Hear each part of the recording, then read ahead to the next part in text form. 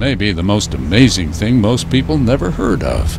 I'd go to PTA meetings for my son's school, or I'd have my neighbor over for dinner, and I realized, wow, people outside of my little science world have no idea what's going on, and yet this is going to impact everybody's lives. And most of the estimated 25,000 fans who streamed into the stadium said they were there for soul-searching on what's happening in America.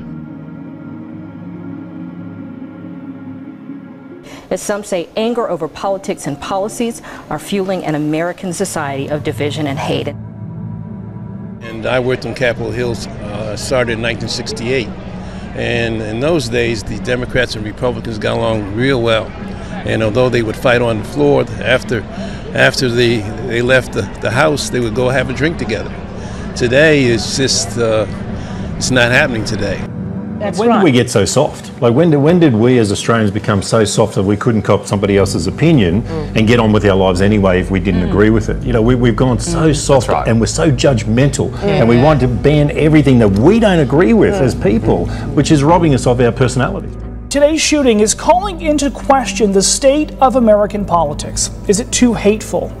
But just be kind. I think be kind. I'm sick of people being cruel and nasty online. That's right. And it's also, horrific, so right. back off everyone. Free speech does not mean the right to abuse people or threaten them or incite violence against them. That is reprehensible. That is not what we're talking about. When we get to the point where we can't talk to each other without going to blows, we have lost all the fabric of our society is in danger.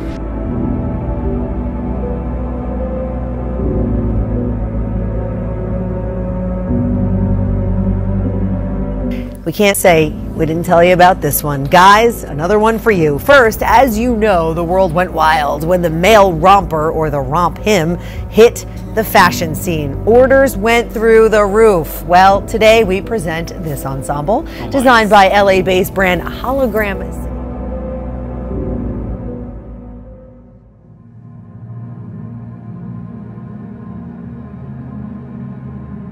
Social media is all googly-eyed over this. Can't be sure if those pieces are machine washable, but I checked, and some of the color and combo sizes are already sold out. So if you like what you saw.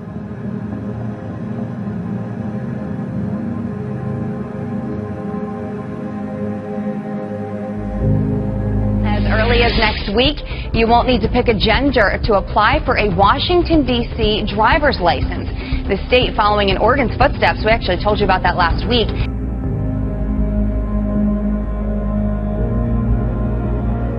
And just that thing again, just going back to your original article, just because we disagree with something, should it be banned? Is our world really coming to a place of safe spaces? Isn't that what the Nazis did? They burned books because they didn't like what was written inside them. Exactly right. So are we going to support fascist behaviour now? Is that what we're going to do in a bid to be PC? I think that is exactly what's happening now.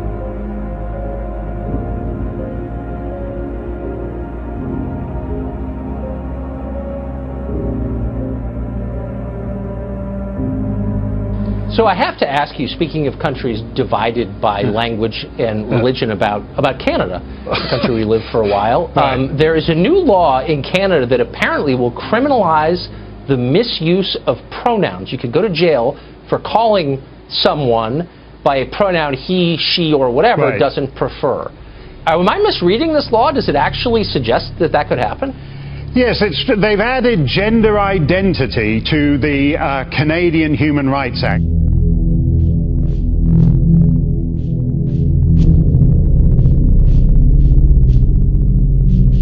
And that actually is the case. For Canadians, now misgendering someone will risk you being embroiled either at a Human Rights Commission or in a criminal court.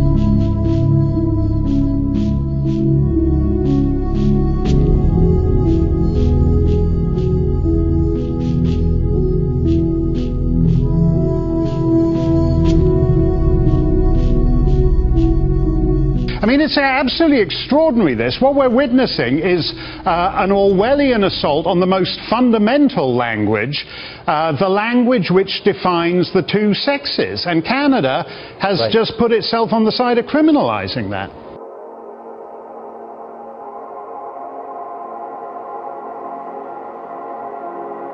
Wait, a fundamental language that corresponds with fundamental biology, all of which it is now mandatory to deny. It's all, you sort of wonder, like, why does no one stand up and say that?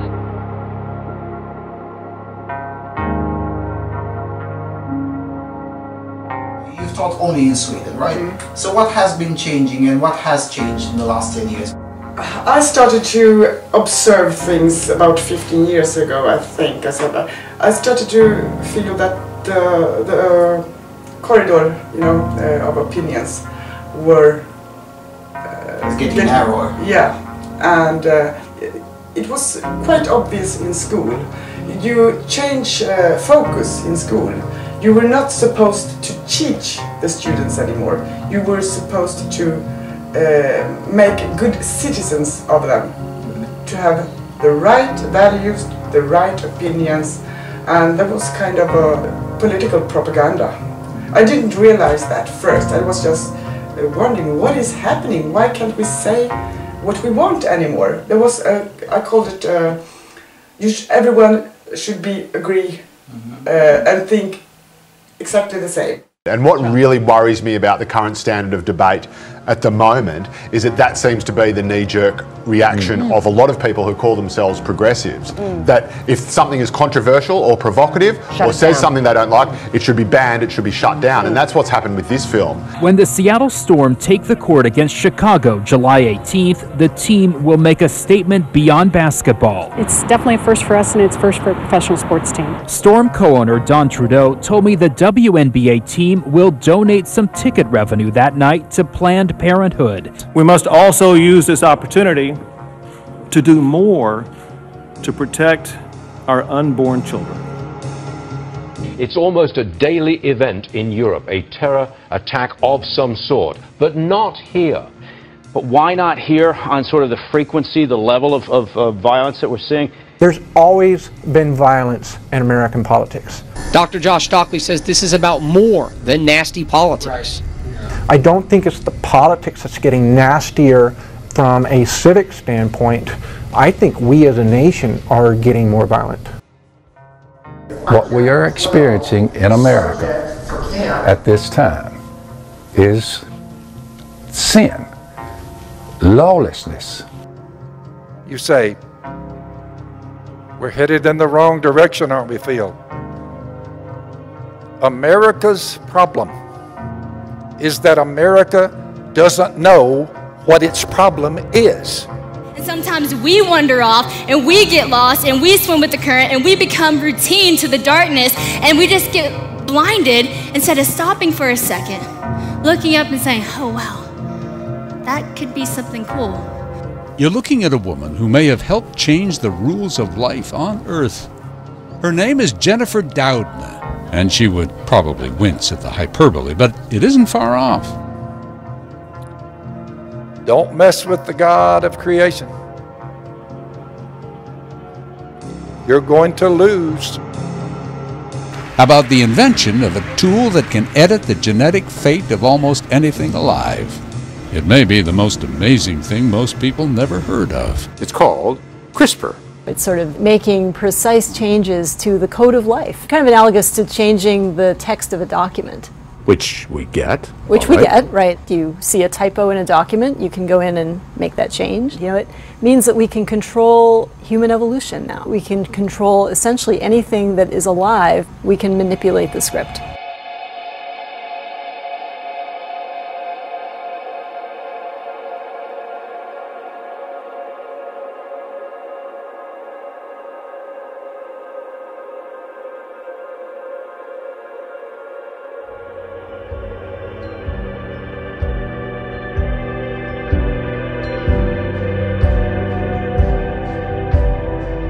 So I looked up this study on growing leaders, and I said, what is the #1 fear that college kids have today?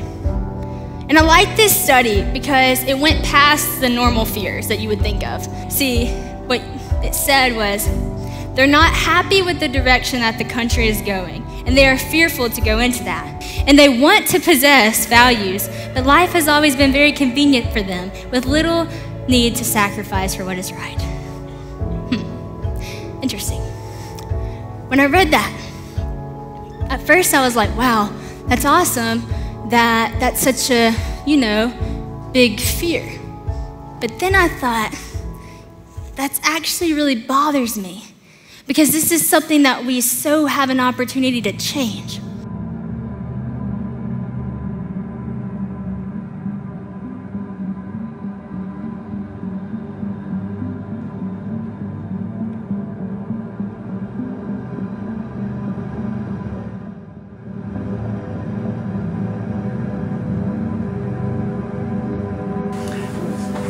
Being gender neutral is a kind of norm, the new norm in Sweden, but no one really wants it. So that is a kind of destabilization of the Swedish society.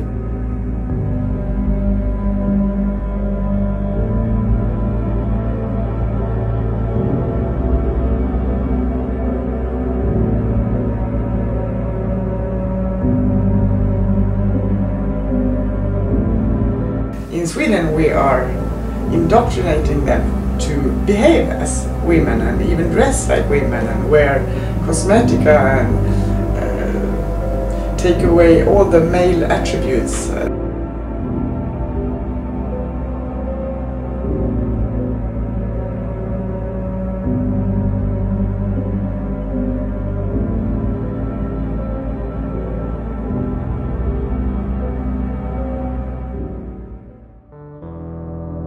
The title of your book, The Strange Death of Europe, what do you mean by that? I mean that through a whole set of things, Europe seems to me to be committing suicide, civilizational suicide. The book focuses on what happened in 2015 with the migrant crisis, you'll remember, but that crisis is still going on. It's been going on for a very long time. It preceded that year and it will go on for a long time to come. It's about a continent that decides to basically say, our home is the home for the entire world. It's the home for anyone who wants to come here. And in the process, as I say in the book, the peoples of Europe lose the only home we have. There's a whole set of other things, of course, civilizational self-doubt, guilt, all the things which you in America also now are getting. Right, so they think they're being nice, they're being accepting and open, but really they're committing suicide, you say. But in a practical sense, that's not happening anytime soon. Yet, the headlines keep coming. Researchers in China and Sweden and the UK are already working with human embryos. Yeah, it's passed on to future generations. That's what's so powerful. So you actually do change evolution. You change evolution. That's right. It was when my dad took me hunting for the first time, and I started looking around, and I said, you know what? Somebody, something designed the design that I'm looking at. Are you kidding me? Look at all the details of creation.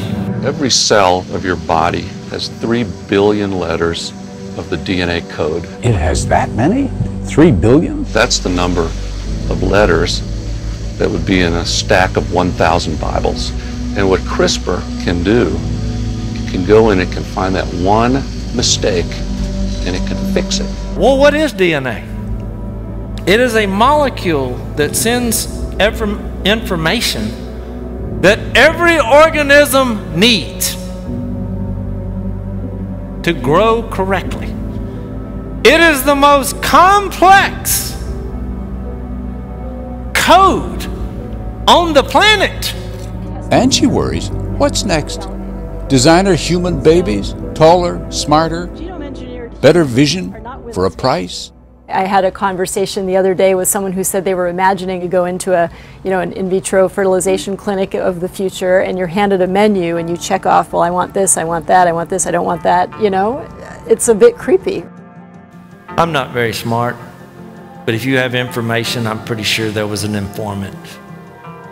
If you have a design, there's a designer. If you have a creation, you have a creator.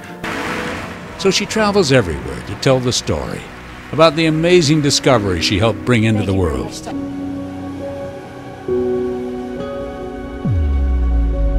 You see what happens when you forget God and what He says? When you take it upon yourself to play God? It's a design. Then I got to Jesus. It got my attention. Because His love is overwhelming. What He did for us is overwhelming. Now some of you already are being skeptical and you think, well, good gracious, he sounds like a preacher. Well, you know I'm not a preacher. Look at me. I'm a believer. If your calendar is dated on of all the human beings who have ever walked on the earth, and your calendar is dedicated and predicated to just one of them, evidently something rather large went down.